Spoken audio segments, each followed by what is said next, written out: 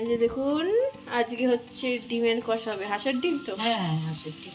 গরম জল করে নিয়েছে আর দিয়ে দিল, আলু কষিয়ে নিয়েছে মশলা দিয়ে। ও হেভি লাগে ডিমের কষা এই ঠান্ডায়, গরম গরম ডিমের কষা। আর এই যে বেগুন পোড়া করেছে, মঙ্গলবার আজকে বেগুন পুড়িয়েছে, মাখবে একটু করে মা দেখে। আর এদিকে কুল নিয়ে এসেছিল কালকে, যে কুল টমেটো দিয়ে চাটনি করবে, বেতো শাক করবো।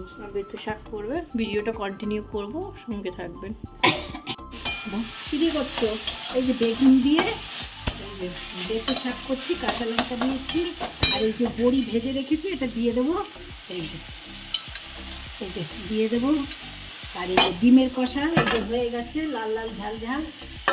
আর এই যে কুল দিয়ে টমেটো দিয়ে এই যে একটু চাটনি করবো। এটা এটা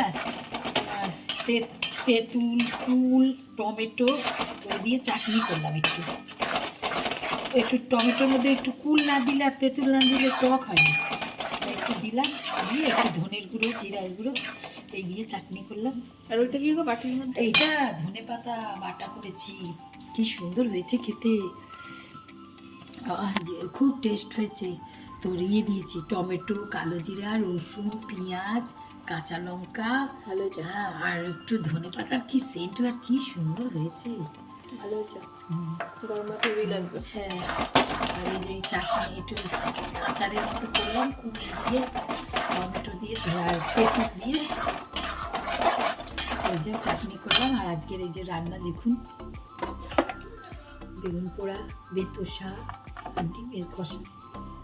ভিডিওটা ভালো লাগলে অবশ্যই একটা লাইক কমেন্ট করে দেবেন। ভালো থাকবেন।